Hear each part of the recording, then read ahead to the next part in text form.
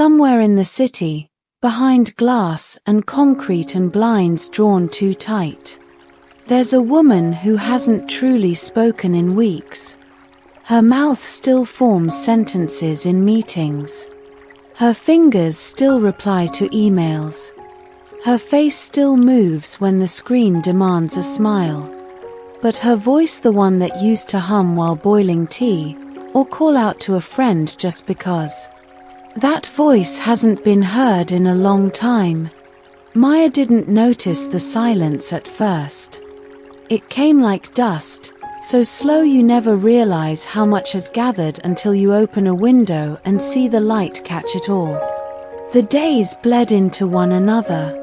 Morning wasn't morning, just the beginning of screen light. Nights weren't for sleeping, just the hours where no one asked anything of her. She lived in her apartment like a ghost, always there, yet never truly with herself. And then one Tuesday, in a moment too ordinary to notice, something shifted. A small breeze, a forgotten latch. And through the window slipped a note, creased and faded from the wind. On it, scribbled in messy handwriting, "Are you still here?" Maya didn't know who wrote it. But for the first time in months, her eyes didn't glaze over the moment. They stopped. And so did she. Some silences enter your life like a stranger. Others, like a guest who overstays, silently dragging their bags across the floor of your mind. Maya hadn't planned to live alone. Not in this way, anyway. She liked people. She liked noise. Or at least, she used to.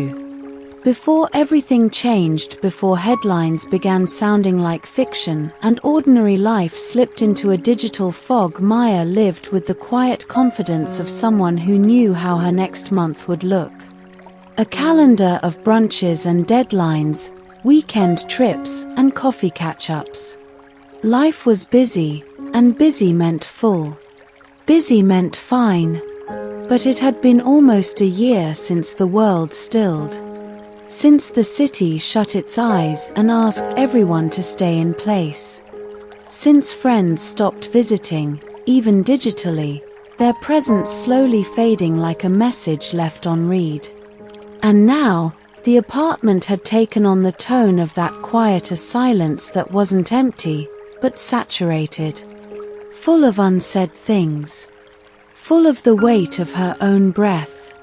The apartment was small but functional, a kitchen that doubled as an entrance hall, a living room that pretended to be a dining space, and a single bedroom with a window that never quite opened right. Everything was beige, even the light. The walls, the floors, the cabinets, all some shade between cream and indifference. But in that faded palette, the only color that stood out was the blue chair by the living room window. It wasn't an intentional centerpiece. It was old, its arms slightly frayed, one leg shorter than the rest. But it had a presence. A stubborn kind of softness. And over time, Maya found herself sitting there more often than not, drinking tea, answering emails, scrolling endlessly through a screen that rarely surprised her anymore. She didn't talk much these days. Not really.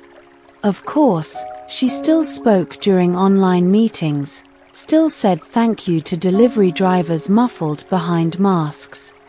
But her real voice, the one that used to hum when she cooked, or laugh mid-sentence without finishing a joke, that voice had gone quiet. It hadn't disappeared overnight. It faded, like the sound of traffic in the early hours, still there, just not noticeable until it's truly gone. She had stopped calling her sister 3 months ago. She used to check in weekly. But one day, she didn't. And her sister didn't either. There was no fight, no dramatic exit. Just the slow erosion of habit, like sand pulled gently by the tide. It wasn't just her voice that went quiet. Her body had followed. Maya often found herself sitting in the chair for hours, forgetting she was still wearing shoes, or hadn't turned the lights on despite the deepening dusk. She had stopped changing out of her oversized hoodie unless she had to turn on the camera. Even then, only the top half mattered. Below the waist, her world remained wrapped in softness-old sweatpants, fleece socks. Comfort became camouflage.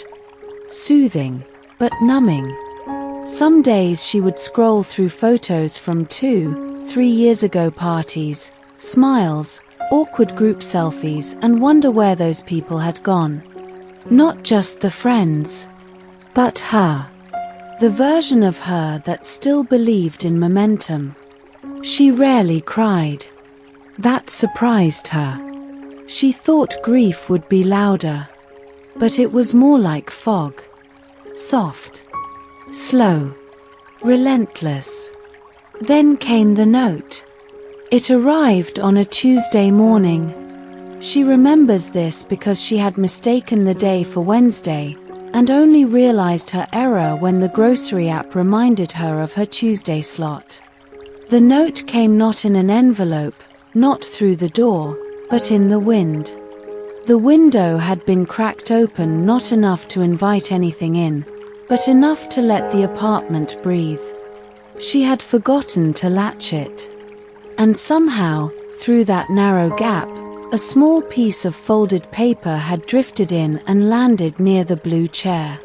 At first, Maya thought it was a receipt, or one of those flyers that still somehow existed. But when she picked it up, her fingers froze.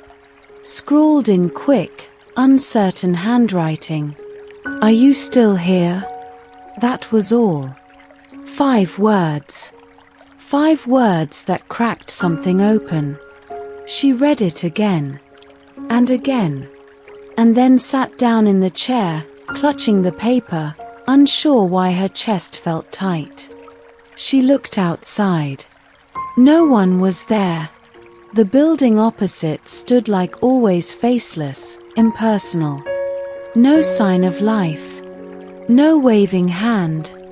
No prankster crouched behind a potted plant.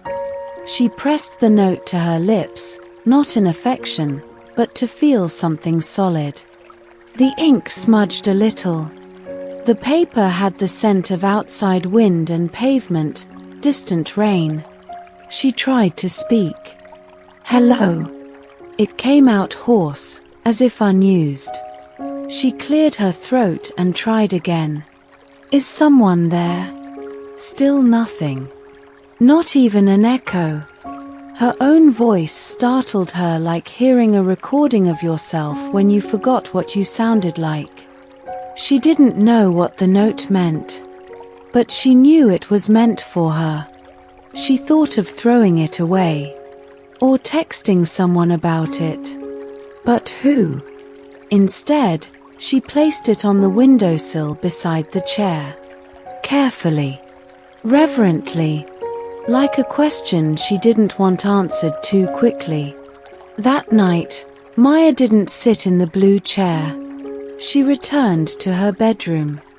She lay on the bed like a stranger, listening to the radiator click and groan. Sleep didn't come easily. Her body twitched with phantom restlessness, unused to the bed's expanse. She reached for her phone at least 5 times, but stopped short each time. The screen offered nothing but noise.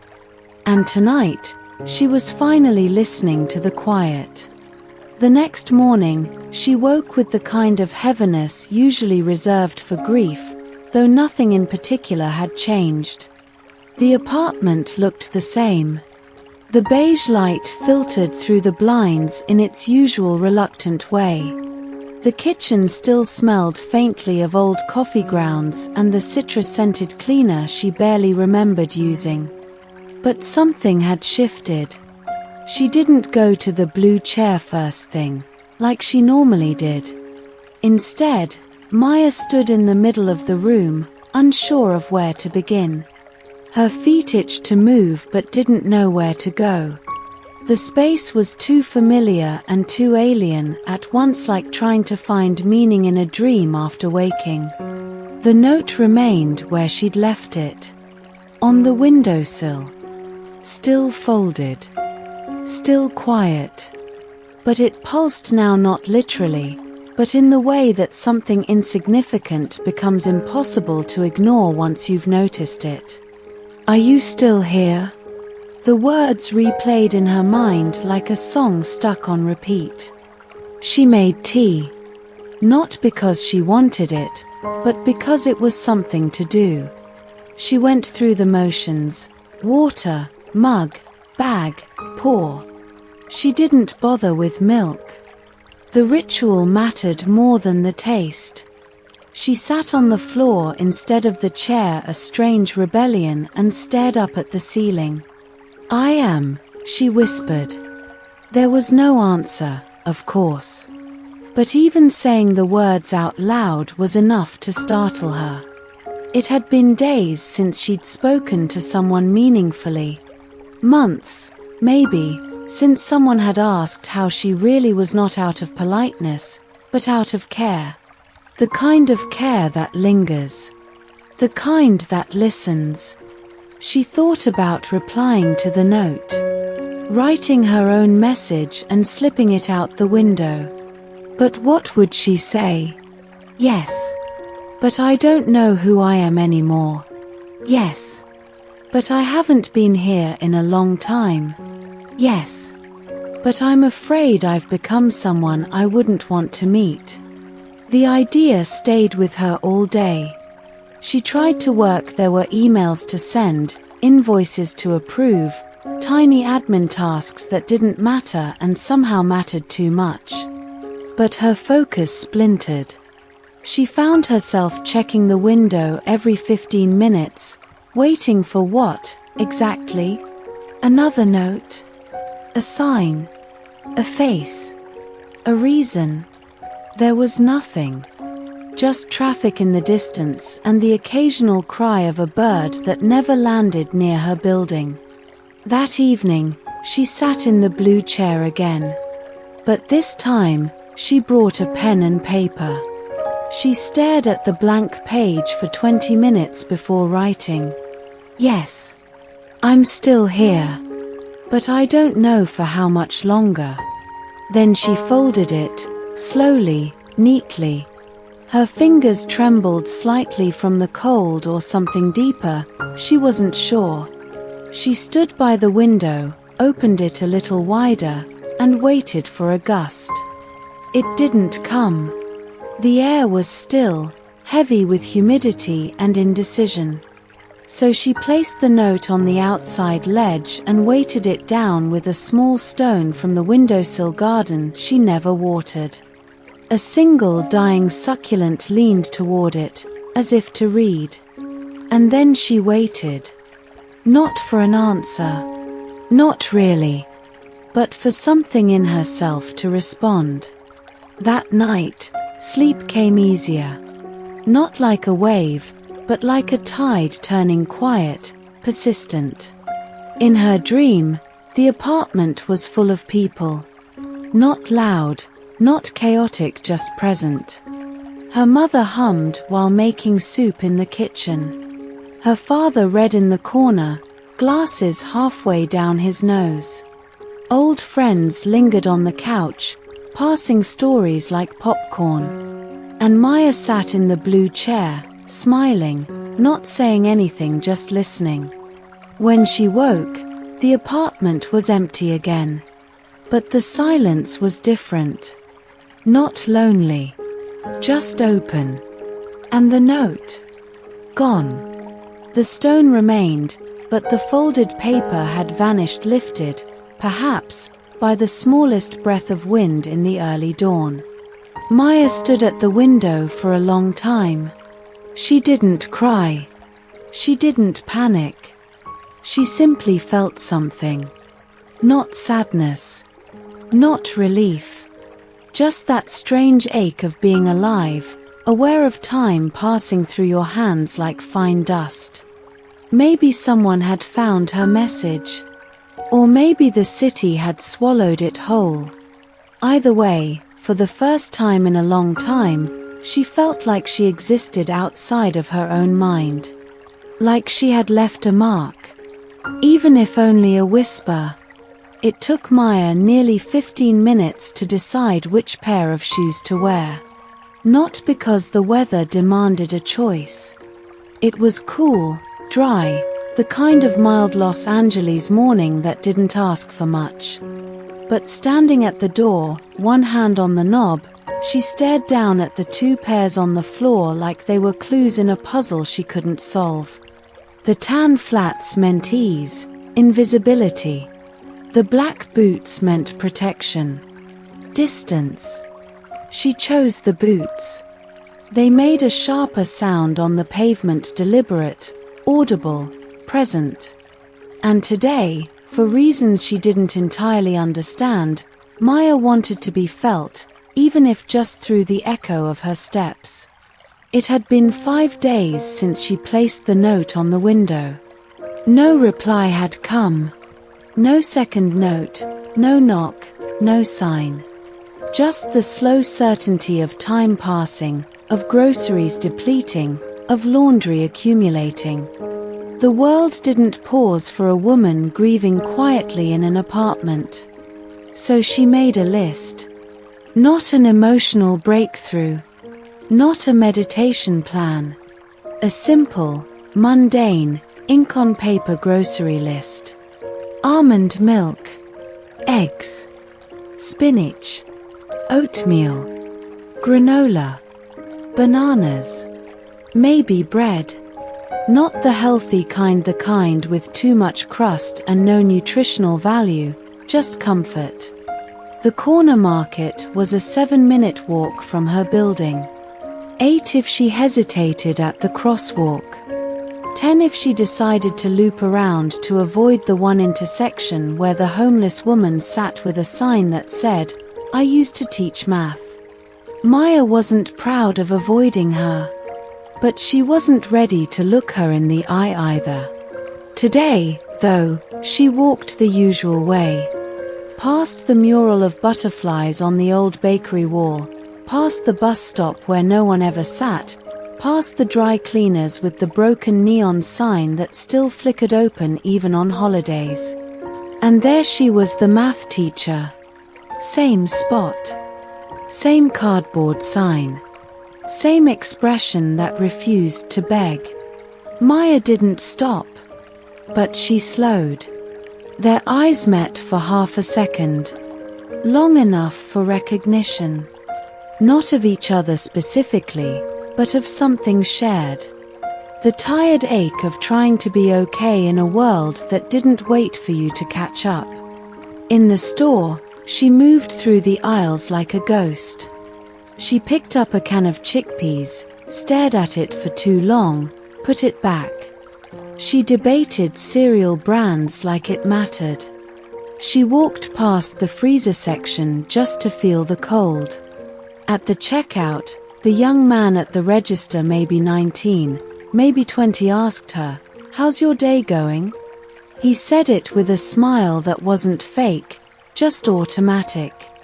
Maya blinked. The words didn't compute at first. She opened her mouth to answer, then closed it. He didn't wait. He scanned her items, made small talk about the weather, and told her to have a good one. She nodded. You too. That was it. That tiny human moment. That invisible exchange. On the way home, she didn't avoid the math teacher. She stopped. "Hi," Maya said, awkwardly. "Would you like something to eat?" The woman looked up, eyes sharper than Maya expected. "Soup," she replied. "Something hot. Not sweet." Maya nodded and ducked into the small cafe 2 doors down. She ordered lentil soup to go. Waited 10 minutes. Stirred the wooden stirrer in her lukewarm tea. wondered how much of herself she was giving away by doing this. When she returned, the woman took the soup without thanks, without fanfare. But she said, "You look like someone who's been quiet too long." Maya froze. The woman didn't elaborate. Just opened the container, tested the heat with her palm, and muttered, "Too hot. Gotta let it breathe." Maya walked home with an unfamiliar ache in her chest. Not sadness. Not guilt. Something else. By the time she reached her apartment, she was sweating beneath her coat. The boots felt heavier than when she left. She dropped the groceries on the counter and stared out the window. No new note. But the empty space on the ledge where her own had been still felt occupied, like someone had been there and left a fingerprint she couldn't see but could sense. That evening, Maya pulled the old kettle from the back of the cabinet and cleaned it. Not because she needed tea, but because it reminded her of her grandmother. She filled it with water, placed it on the stove, and waited for the whistle. It didn't come for a while, and in that time, she sat at the kitchen table and wrote in a notebook she hadn't touched in months. Not a journal. Not really. Just sentences. Fragments. Feelings that didn't know how to line up properly yet. I don't remember what it's like to be looked at with love. I miss being someone's reason. Today I bought soup for a stranger and it felt like church. When the whistle came, it startled her. But it also comforted her. Like a voice returning after a long silence. She poured the tea carefully. No milk. No sugar. Just hot water and dried mint leaves. She sipped it in the blue chair, looking out at the city she had avoided emotionally for months. Somewhere below, a car alarm chirped once and fell silent. The world spun on. But in that moment, she didn't feel like she was spinning out. She felt anchored. Not healed. Not transformed. Just present. Which, for someone like Maya, was no small miracle. It happened just after 7. Maya was rinsing a bowl in the kitchen sink when the overhead light flickered once, twice, then faded like the last breath of a candle. A hush fell over the apartment, not silence, but a distinct absence. The quiet of machines unplugged, of a fridge no longer humming, of invisible networks abruptly severed. She stood there with her hands dripping, staring up as if the ceiling might offer an explanation. Power outages were rare in her building. The last time it had happened was over a year ago, during a windstorm. But today was windless. No rain. No warning. Maya dried her hands slowly. The kettle on the stove sat cold and useless electric. So were the lights. The heater. The Wi-Fi. Her laptop, half open on the table, blinked into sleep without a sound. She checked her phone. 83% battery. No service. A small inconvenience in the grand scheme of things. Nothing tragic. Just disruptive. But Maya had come to rely on the low hum of electronics like most people rely on white noise, not for information, but for protection. Distraction. The illusion of control. Without it, the walls of the apartment suddenly felt more present. Like they had something to say. She walked to the window. Outside, other windows in the complex were dark too. The building across the street, the one with the overwatered succulents and perpetually barking terrier, was lit only by candles and flashlight beams. Someone had already placed glow sticks along the stairwell. Human instinct, Maya thought. When light disappears, we invent our own. She sat in her blue chair by the window, watching the world slow down. The city was quieter than usual.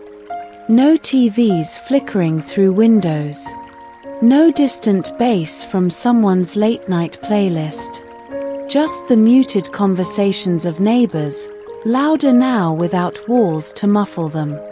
That's when she noticed a flicker of movement from the apartment across the courtyard, the one directly opposite hers.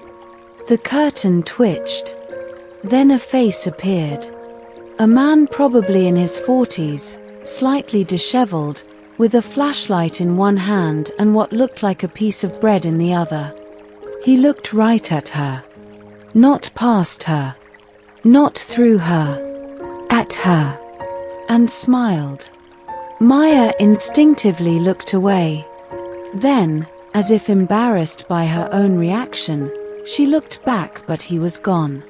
Only the sway of the curtain remained, like a breath exhaled too late. She felt a strange ache in her chest. Not attraction.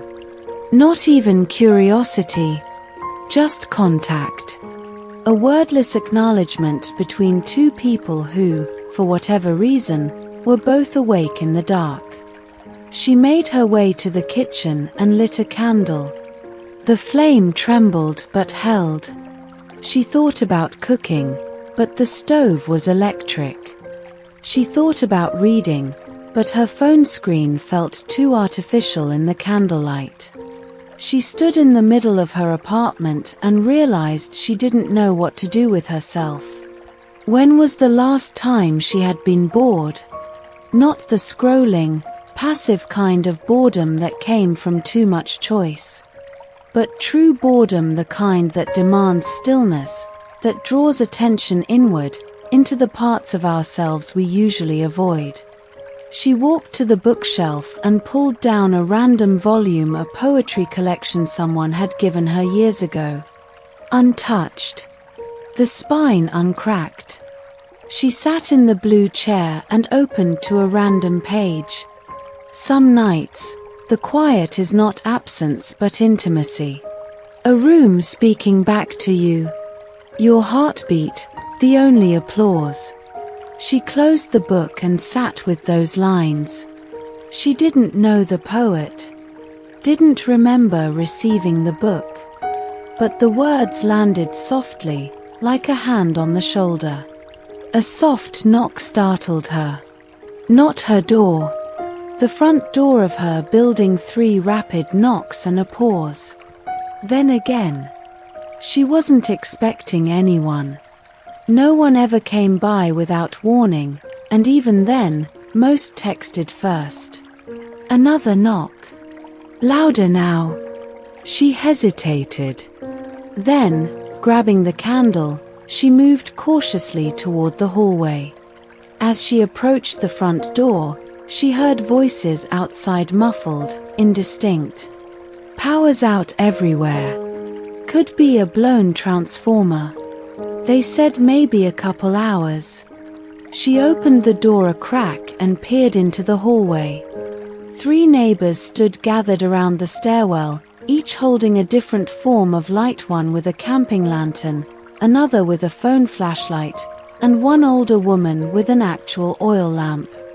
They were talking. Laughing, even. Maya hadn't spoken to most of them in months. The woman with the lamp noticed her. "Oh, hi there," she said brightly. "Just checking on everyone. We're making a little tea downstairs on a gas burner if you'd like to join. You look like you could use some company." Maya smiled, surprised by her own reaction. "Maybe I will. Thanks." And just like that, the woman nodded and turned back to the group. Maya didn't go downstairs. Not right away. She went back into her apartment and sat in the blue chair again, watching the candlelight dance on the walls. For the first time in a long while, she felt something shift. Not a grand realization. Not a breakthrough. just a loosening. The kind of quiet that invites you in, instead of shutting you out. The kind of dark that doesn't frighten because you know you're not alone in it. It arrived on a Tuesday. Maya didn't notice it at first. The mail had been sitting in the narrow metal box in the lobby since the weekend, a small stack of grocery flyers, a subscription magazine she no longer read, and 2 white envelopes. One had her bank's logo on it. The other was plain, no sender's name, no return address. Just her name, handwritten in an unfamiliar but graceful script. Maya Thorne. No apartment number, yet it had found its way directly to her. Back in her apartment, she tossed the rest onto the kitchen counter and stood staring at the plain envelope, her fingers grazing the edges, hesitant. There was something about its quietness that unnerved her. It was the kind of envelope that made you put the kettle on before opening it. That made you sit down. So she did. The candle she had lit the night of the blackout, now a daily ritual, flickered softly beside her as she ran a nail under the flap. Inside was a single sheet of paper. Unlined. The same handwriting. To the person who watches the city through the window. I see you. Not with judgment. Just understanding. There was no signature. No date. Just those words. Maya blinked. Read it again. It wasn't threatening. Not even intimate, exactly. But it reached into her chest like a hand and held something there gently, firmly, like someone who knew exactly where the ache was. She sat back in the blue chair, the paper resting on her lap. Her mind immediately tried to explain it. A neighbor playing a trick. A stranger mistaking her for someone else. A secret admirer, though that sounded absurd. No one looked at her that way. She hadn't invited that kind of attention in years. But none of that quite fit. There was something too precise in the message. Not in content, but in timing. As if whoever had written it had sensed something in her life had tilted, ever so slightly. The blackout. The silence that followed. The man across the courtyard. She glanced out the window now, half expecting to see him again. But the curtain across the way was still. The apartment dark. She folded the paper neatly, tucked it back into the envelope, and placed it on the coffee table beside the candle. That night, she dreamed of a hallway filled with closed doors. Behind each one, someone whispered her name, not with urgency, but with recognition. She didn't open any of the doors. She only stood there, listening. The next day, she kept checking the mailbox. Nothing came. For the first time in a long time, she found herself watching people more deliberately. The man with the bright green sneakers who always left at 8:10. The couple upstairs who argued in low tones every Thursday. The woman on the 3rd floor who always wore red lipstick, even on rainy days. And every night, she lit the same candle and waited, though she wouldn't have admitted to herself what she was waiting for. It came again 3 days later. Same handwriting. Same envelope. Still no return address. Inside. You walk through the world like you're apologizing for taking up space. But you're not a burden. You're a person. That matters more than you think. This time, she didn't sit. She stood holding the paper as though it might burn. The words hit somewhere deeper, a part of her carefully sealed off since childhood. A message she had always wanted someone to say but never dared to ask for. She read it 3 times. And then cried. Not the kind of tears that come from sudden pain, but the slow, quiet kind that arrive when you realize something you've carried your whole life might not be yours to hold.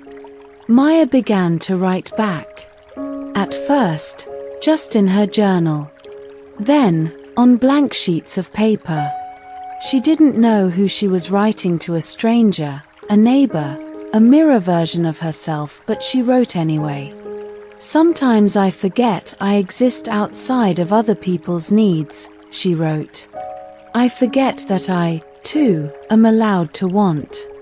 I've become so skilled at disappearing that I think I've convinced myself I was never really here. She didn't mail the letters. She folded them into thirds and placed them in a drawer beside her bed.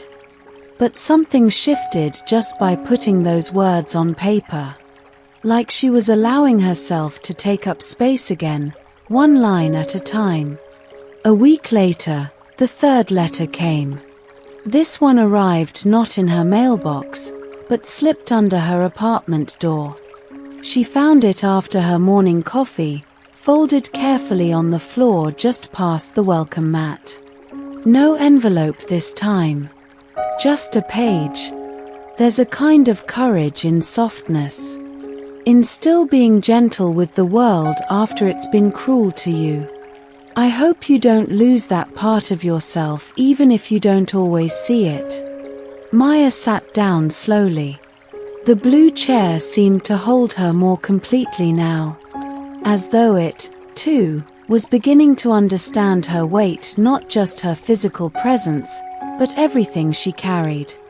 She didn't respond this time. Not on paper.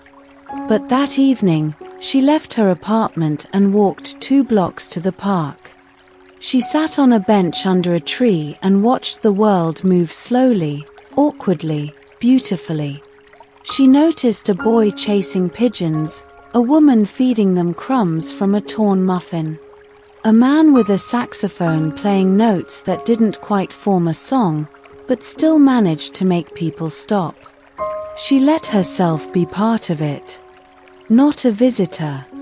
Not an observer. Just a person. In the world. The 4th letter didn't come. Not for a month. Maya checked the mailbox every few days. She looked at the floor by the door. Nothing. And strangely, it didn't upset her. Instead, she began to write again. Not replies. Just reflections. She began calling them letters to the invisible. Notes to someone who might never read them, but who had opened a door inside her that she hadn't known was shut. And in doing so, she opened herself to small things. To people. She began nodding at the woman with the red lipstick. Asking the barista how her day was going. She even knocked on the neighbor's door across the hall when she heard a loud thud one night, something she would have ignored months ago. It wasn't transformation. It was emergence. The difference between blooming and waking up after too long under snow. When the final letter came, it was taped to her window. Not inside. Not outside. Between the glass panes. As though someone had opened the window in the night and placed it there, a secret waiting to be found in morning light. This one was shorter than the rest. Thank you for letting yourself be seen. That's all any of us really want. No name. No return address. No need. Maya smiled. For once, she didn't need to know who sent it. She had become someone new in the not knowing, someone softer, braver, more present. Not because a stranger had seen her, but because she had finally learned how to see hers. It was a Thursday morning when the past rang her doorbell. Maya had just put the kettle on. The apartment was quiet, suffused with the golden hush of late spring light. Her windows were open to let in the soft sounds of birdsong and distant construction. The city, half asleep and half stirring. She had started to enjoy these mornings slow and deliberate, filled with space to breathe. The doorbell startled her. It rarely rang. She froze, holding her mug in both hands, unsure whether to answer. For a brief second, she imagined another letter, perhaps someone delivering it in person this time. Maybe the sender, at last. But when she opened the door, it wasn't a stranger. It was Adam. Her brother. Maya blinked as if the image might change. Adam stood with his hands in his jacket pockets, looking older than she remembered, or maybe just more tired. His hair had thinned at the crown, his shoulders slouched more than they used to, but his eyes were the same, guarded, unreadable. "Maya," he said softly. She hadn't seen him in 4 years. Not since their mother's funeral. Not since the fight. For a long moment, neither of them moved. Then Maya stepped aside and opened the door wider. "Come in," she said, surprising even herself. Adam didn't say much at first. He wandered into the living room, looking around like someone entering a familiar place that had rearranged itself in his absence. He didn't comment on the blue chair. He didn't ask about the candle, or the framed photo of their parents she'd finally put back on the shelf last winter. Instead, he said, "Smells like tea." "It's almost ready," Maya replied. In the kitchen, she poured water into 2 mugs and added a teaspoon of honey to each the way their mother used to. Her hands were steady, but her heart raced. She wondered what he wanted. Why now? They had been close, once. Not close like some siblings, not the inseparable kind who shared secrets and laughter, but there had been a rhythm between them, a way of understanding each other without needing to explain. Until everything broke. Until the tension between grief and blame over choices made, things said too sharply, responsibilities dropped, had snapped the last threads between them. She handed him a mug and sat opposite him on the couch. They sipped in silence. "I wasn't sure you still lived here," Adam said finally. Maya nodded. "I do. I walked by the building a few weeks ago. I didn't have the nerve to ring." "What changed?" He hesitated. "I'm not sure. Maybe I just ran out of reasons not to." Maya looked down at her mug. "I didn't think I'd ever see you again. I didn't think I deserved to." That made her pause. Of all the things he could have said, anger, justification, avoidance, this wasn't one she expected. She set her mug down gently. "You could have called. I thought about it. A lot. But every time I did, I just didn't know if it would make things worse." Maya studied his face, and for the first time in years, she didn't see the brother who walked away from their mother's bedside too early, who said unforgivable things in the church parking lot. She saw the boy who used to help her build blanket forts. The teenager who taught her to ride a bike. The man who gave her a flashlight before her first apartment move, just in case the lights ever go out. She took a deep breath. "Why now, Adam?" He was quiet for a moment.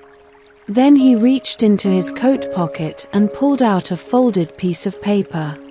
"I found this in Mom's things. I thought you should have it." He passed it to her. It was a page torn from a notebook. Her mother's handwriting, unmistakable, looping and a little slanted. The ink was faded, the edges creased. Maya unfolded it slowly. "Dear Maya and Adam, if you're reading this, it means I'm no longer around to say this in person. I want you both to know I was never disappointed in you. Not even once.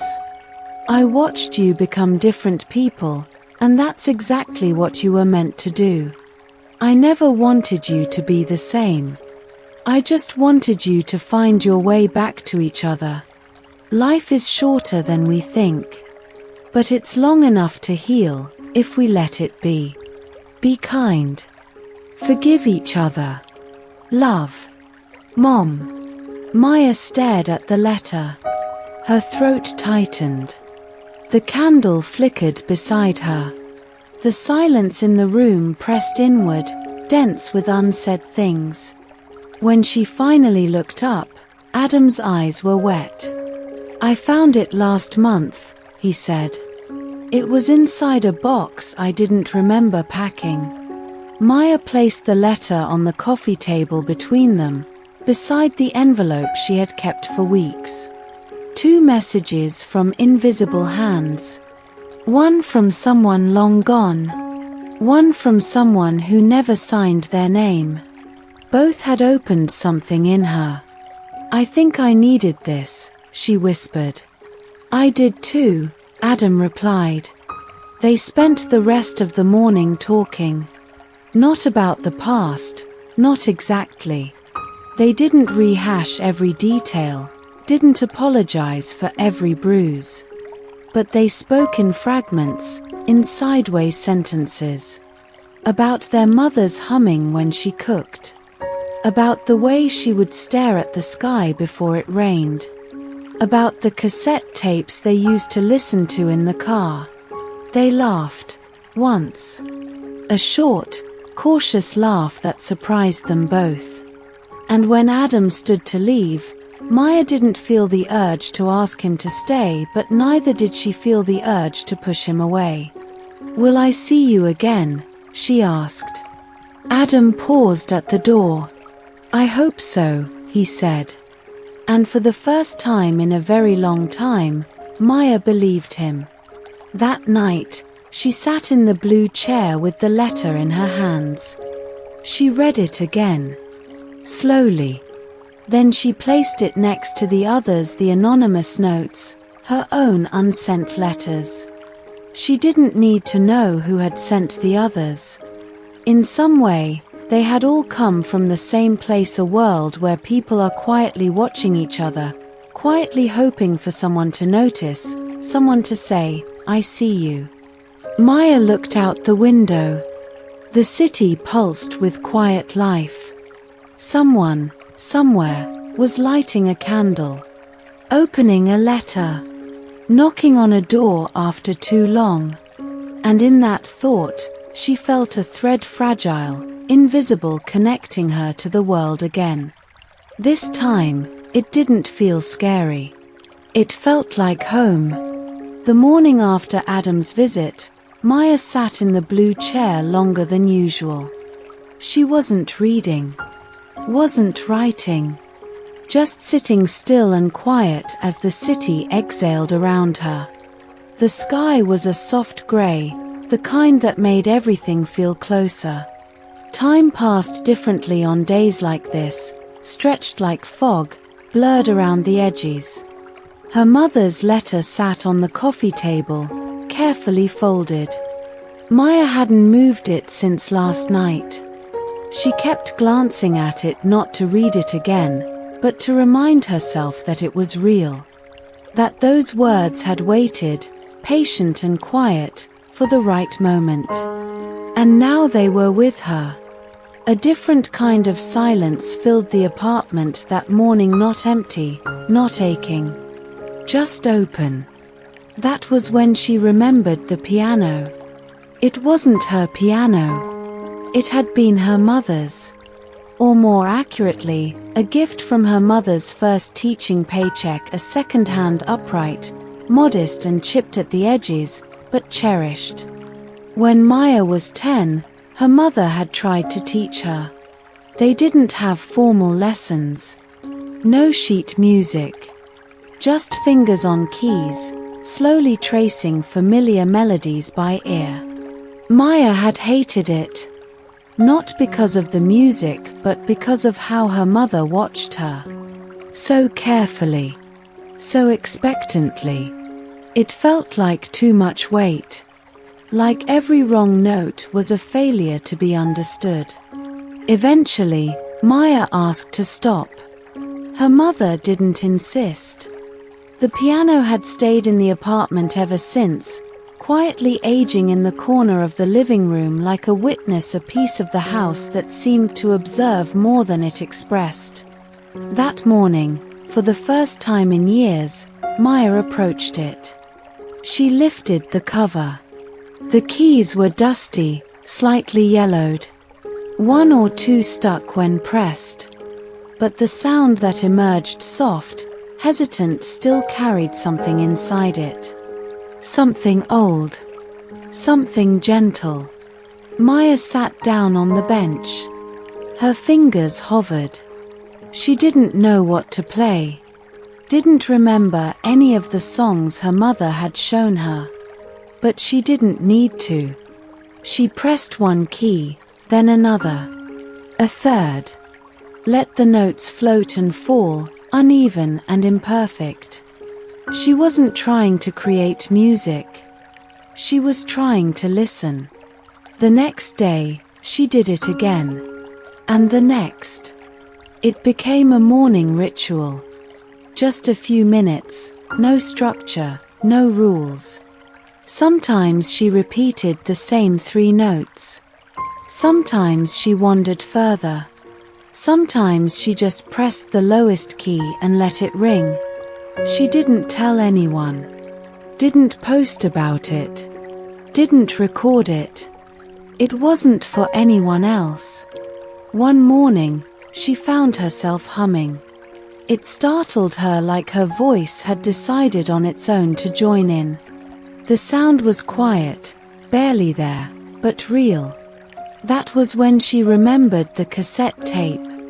It was still in the drawer, beside the letter from her mother and the anonymous notes she hadn't yet decoded.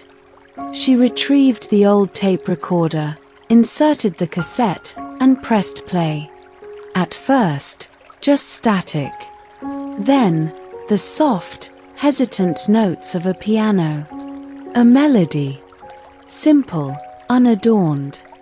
Not a song she recognized, but it had the shape of something familiar, like a lullaby half remembered from childhood.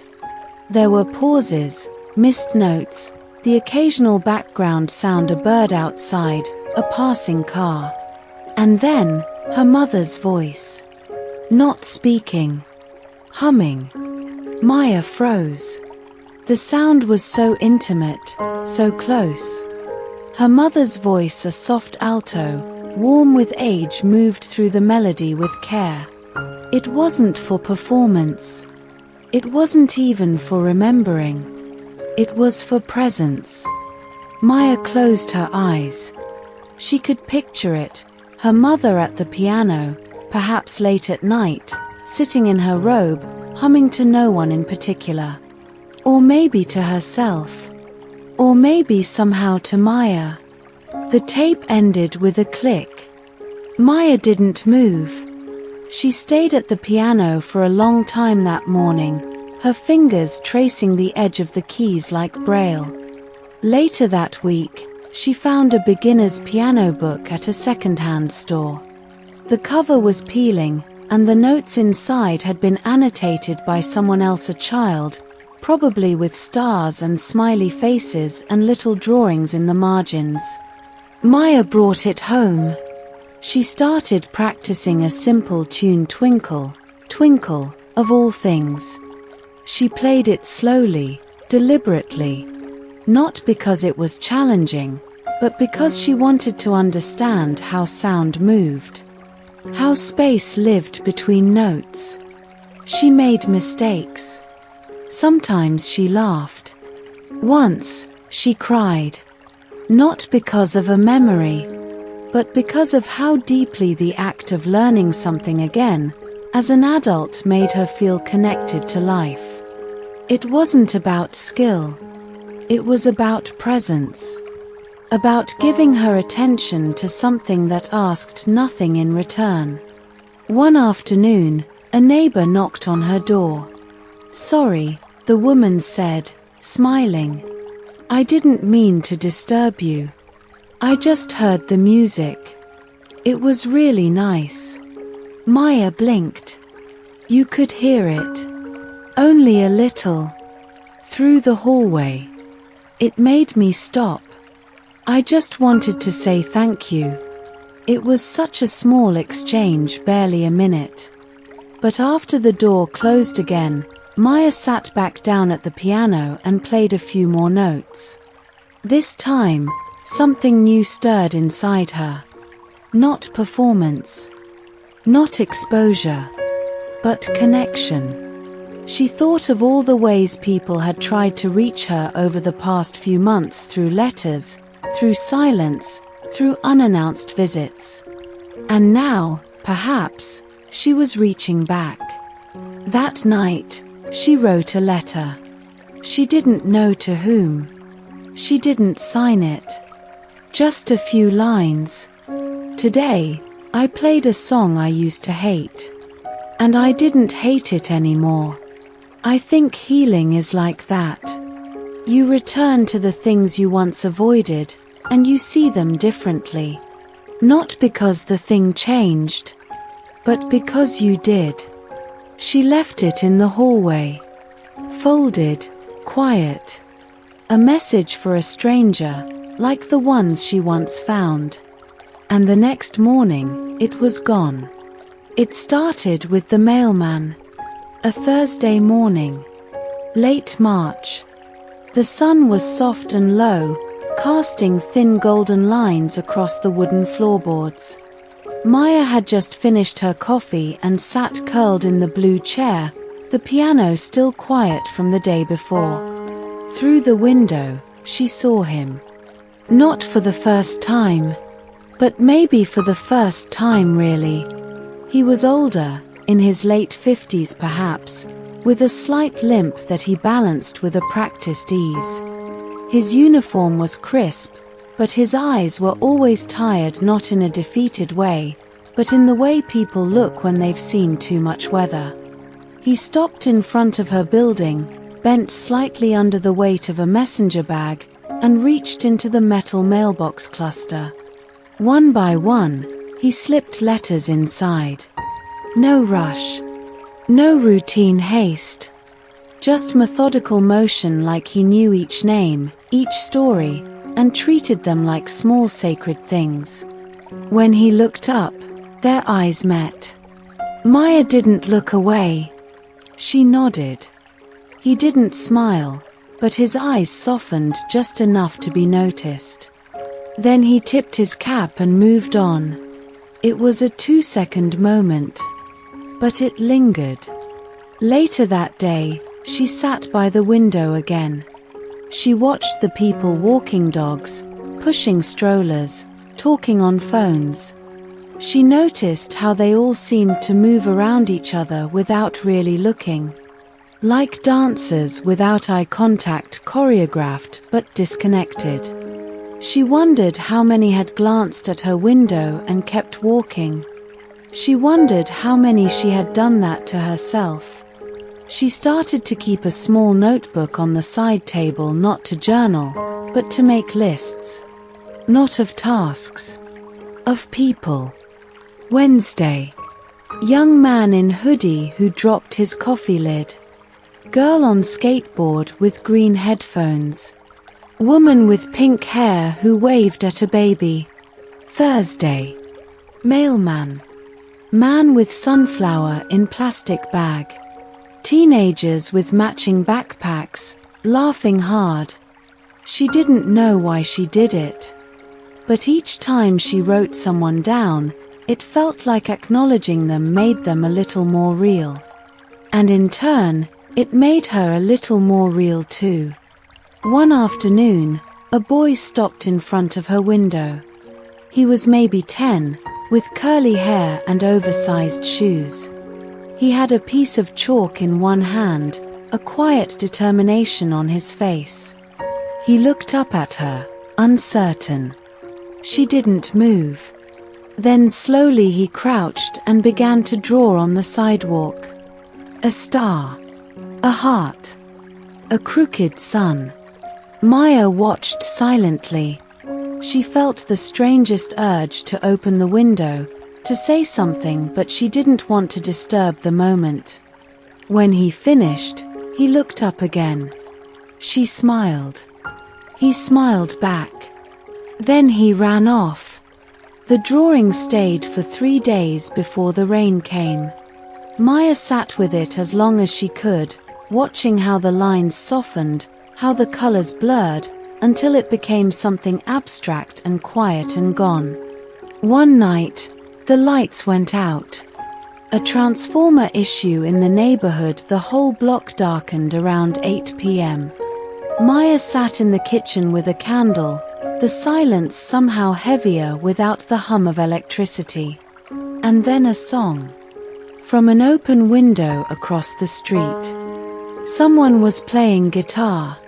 Soft, slow chords. Not a performance. Not perfect. Just presence. She stood near her own window and listened. Then another sound. A harmonica, faint, from another building. Slightly off-key, but sincere.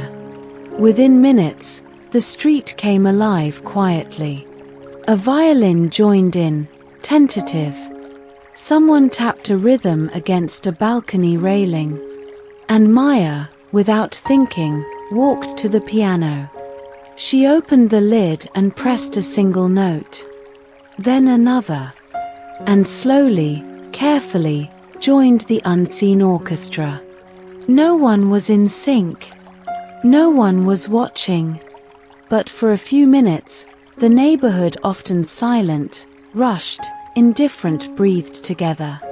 When the lights came back an hour later, Maya didn't turn hers on. She sat in the dark, hands on her lap, heart soft. Something had shifted. The next morning, she found another note slipped under her door. "You were the piano, weren't you? Thank you." That was something. No name. No handwriting she recognized. Just gratitude. She placed it next to her own letters. Another thread, invisible and binding. Maya started opening the window more often. Just a crack. Just enough. She listened. To birds. To children. To wind. She played the piano with the window open sometimes. Not for others, but because it made her feel like the notes had somewhere to go. Like they didn't just echo inside her apartment, but traveled out into the world and became part of something larger. She started leaving little things on the windowsill. A daisy in a jar. A folded paper crane. A rock shaped like a heart. She never saw anyone take them. But they always disappeared by morning. Then came the letter. In her mailbox. No stamp. Typed. "You don't know me, but I pass your building often. I've seen you at the window sitting, reading, listening. You don't look sad. You look still. I've been going through something. A kind of unraveling. Seeing you just sitting there, quietly, made me feel less alone. Thank you." Maya read it 3 times. And then cried. Not because she was sad, but because she realized something. She had been seen. Not in a performative way. Not through a screen or a caption. But truly seen by a stranger, in a moment, across time and traffic and silence. And it had meant something. That night, she sat in the blue chair with the window wide open. She didn't read. She didn't write. She just was. And that was enough. For the first time in years, it was enough. The idea came on a Tuesday. There was no specific reason. No epiphany. No dramatic realization in the rain. Just a quiet moment, in the middle of folding laundry, when the thought entered her mind like a whisper. Write the letter. She didn't resist it. Didn't fight it.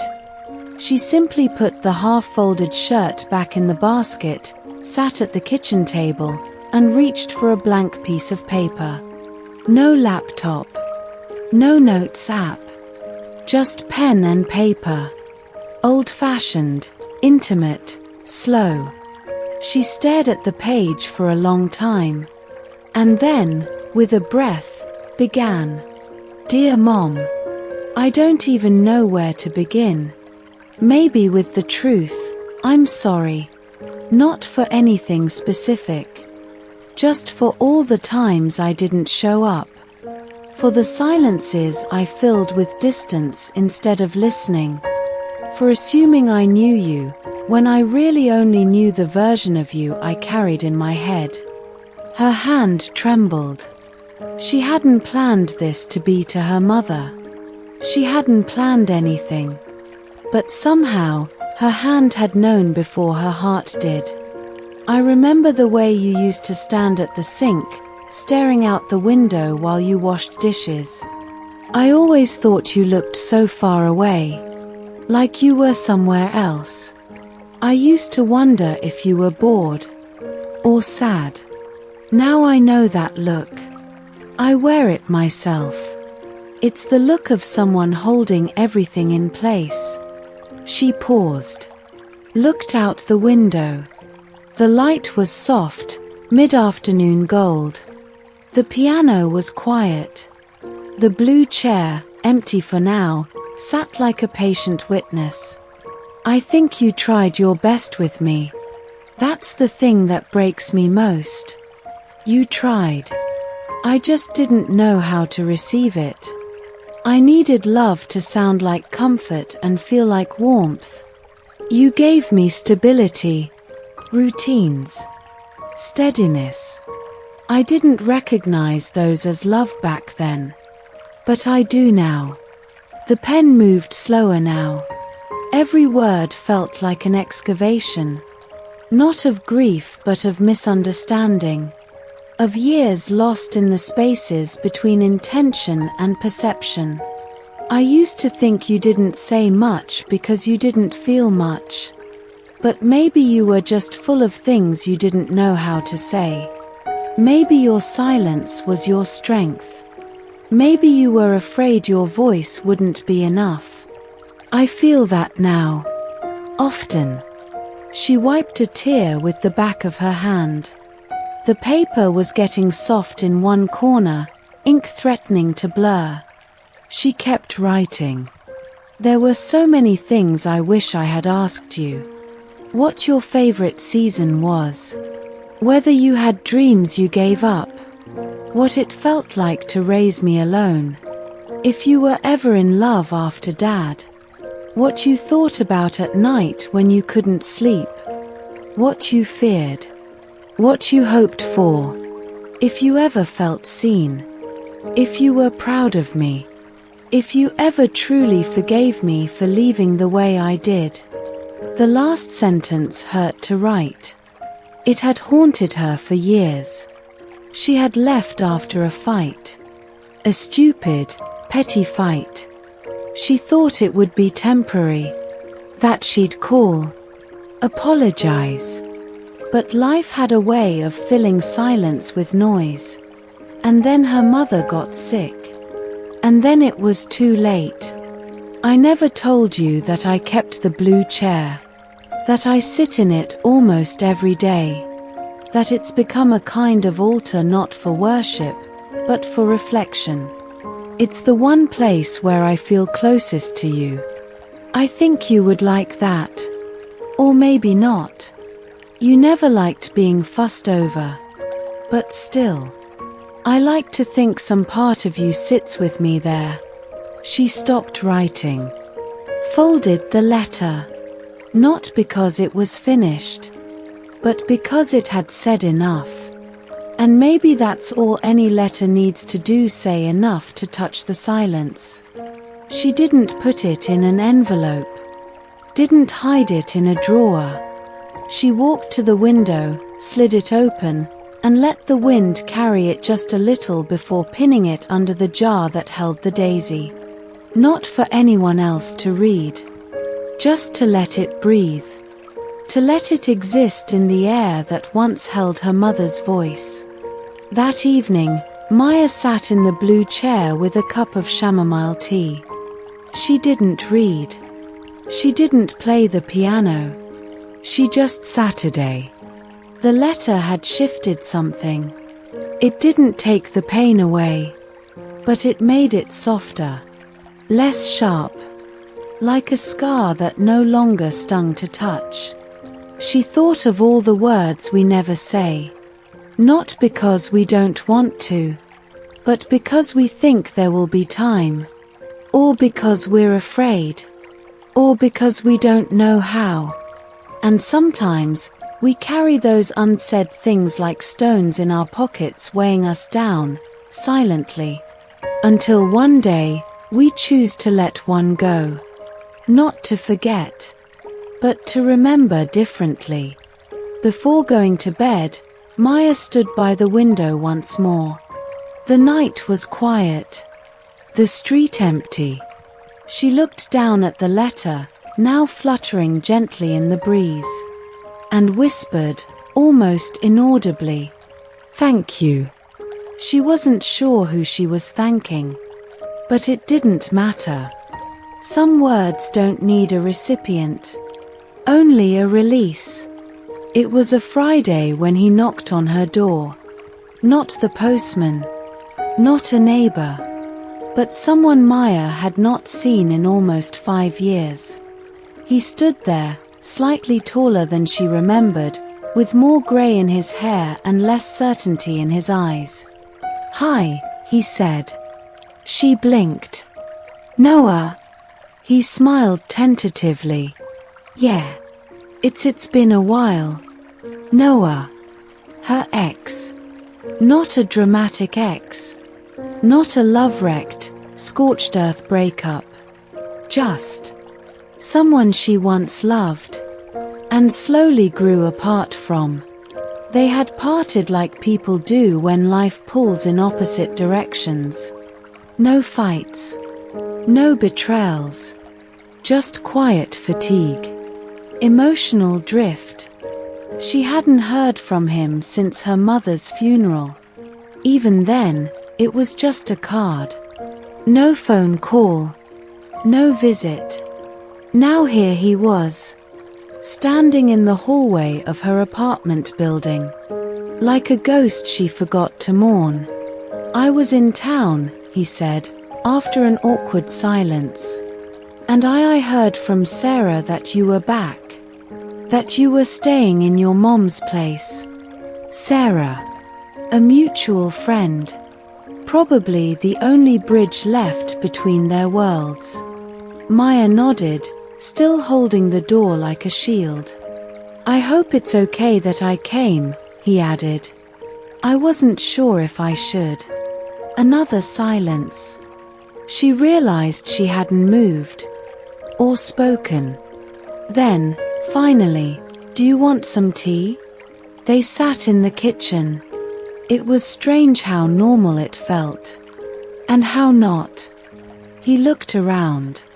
"I haven't been here since I don't know. That winter we tried to bake cookies and almost set off the smoke alarm." She smiled faintly. Mom pretended not to notice. She always did that. Pretend not to see the mess. Just cleaned it up later, quietly. She did that with everything. Noah looked at her then. Really looked. "You've changed," he said softly. Maya looked down at her mug. "So have you." They spoke about neutral things at first. Weather, work, books.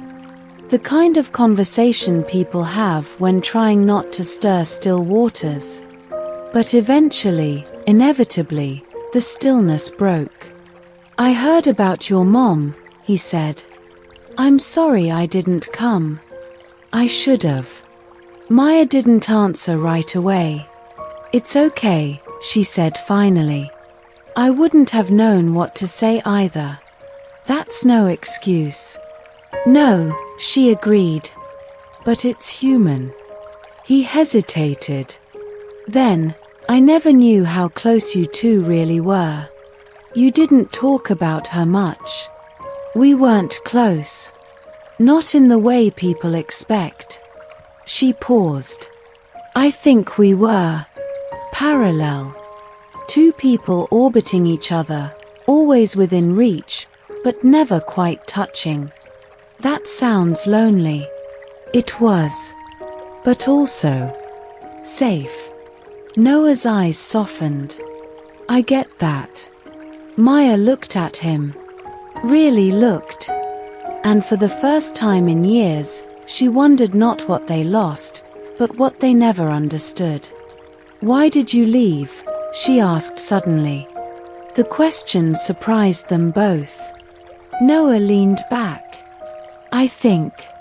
I felt like I didn't fit. Like I was holding space in your life, but not really in your heart. That's not true, she said quickly. He smiled, gently. Maybe not. But it felt that way. You were always somewhere else, Maya. Even when you were beside me. She bit her lip. I think I was afraid to be seen, she admitted. To really be seen. Because then I'd have to explain the parts of me I didn't understand yet. They sat in the quiet that followed. It wasn't heavy. It wasn't awkward. It just was. He reached into his coat and pulled out something wrapped in a scarf. I found this a few weeks ago. It's yours. She took it. Unwrapped it. It was a small photo her and her mom at a park. She was maybe 12. Her mother was laughing, her head thrown back, eyes closed. Maya was mid-smile, her face half-turned. She didn't remember this photo being taken. She didn't remember her mother laughing like that. Something in her throat tightened. Where did you find it? In a book. One you left at my place. He paused. I don't know why I kept it. I just couldn't throw it away. Maya nodded, eyes still on the photo. She placed it on the table, beside her mug. The image seemed to glow in the late afternoon light. Noah stood after a while. I should go. Maya walked him to the door. He paused there. I'm glad you're okay, he said. Really? I'm not okay. But I'm better. He nodded. That's something. He looked at her for a long moment. If you ever want to talk, really talk, I'd like that. She didn't say yes. She didn't say no. She just said, thank you. After he left, Maya returned to the kitchen. The photo was still there. She picked it up again, held it, and for the first time, didn't try to analyze the memory or explain the smile. She just let it be. That evening, she sat in the blue chair by the window. Outside, the wind whispered in soft eddies. She thought about Noah. About how people re-enter our lives not to fix what was broken, but to show us how we've healed. How far we've come. Or how far we still have to go. She held the photo to her chest. Closed her eyes. And for a moment, in the quiet of that room, she didn't feel alone. The apartment was almost empty now. Boxes sealed. Books stacked neatly. Drawers cleared. The echoes of movement sounded louder against the bare walls, as if the space itself had finally exhaled. Maya stood in the doorway of her mother's bedroom, the late afternoon light slanting across the floor in long, golden fingers. The scent of lavender still clung faintly to the curtains.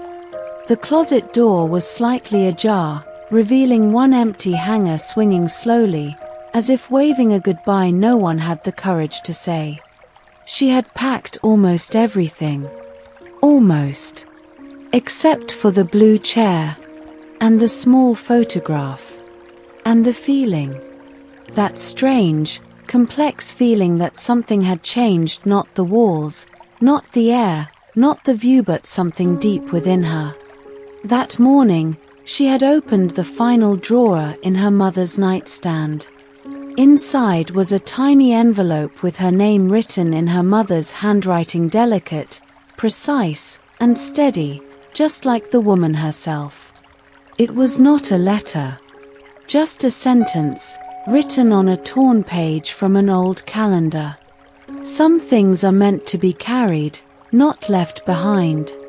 There was no date. No signature. But Maya knew. She always knew her mother didn't need many words to say something true.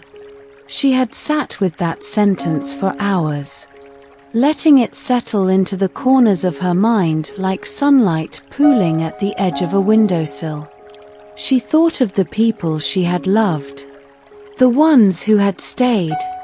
The ones who had left. The ones she had pushed away. And the ones she had never known how to hold close.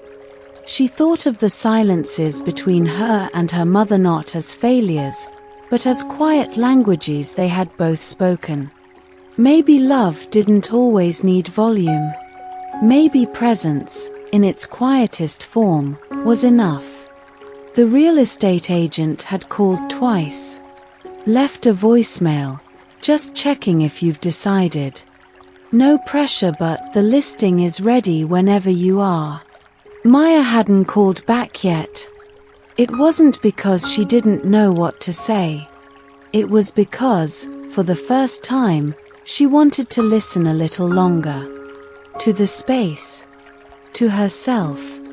She wandered the room slowly, like walking through a memory not quite finished. The kitchen was clean. The spice rack empty. But she left one small jar, her mother's cinnamon. Not because she needed it, but because it had always been there. A quiet witness to every cup of tea, every burned cookie, every unspoken moment. She moved into the living room. The bookshelf was gone, but she had left one book, her mother's favorite poetry collection, spine cracked, pages soft from years of turning. She had read from it last night. Out loud. To no one. To everyone. She stood in front of the blue chair now. It looked almost comical in the empty room, too personal for such a bare space. Yet it was the most alive thing left. The cushion still held her shape. The armrest wore a faint imprint of her hand. The small lamp beside it flickered faintly in the growing dusk. She didn't sit. Not yet. Instead, she opened the window. The summer breeze carried in a soft scent of cut grass and distant rain. Children's laughter echoed from the park across the street. Somewhere, someone was learning to ride a bike. Somewhere, someone was writing a letter they'd never send. Somewhere, someone was beginning again. Saturday. This time, the chair didn't feel like her mother's. It felt like hers.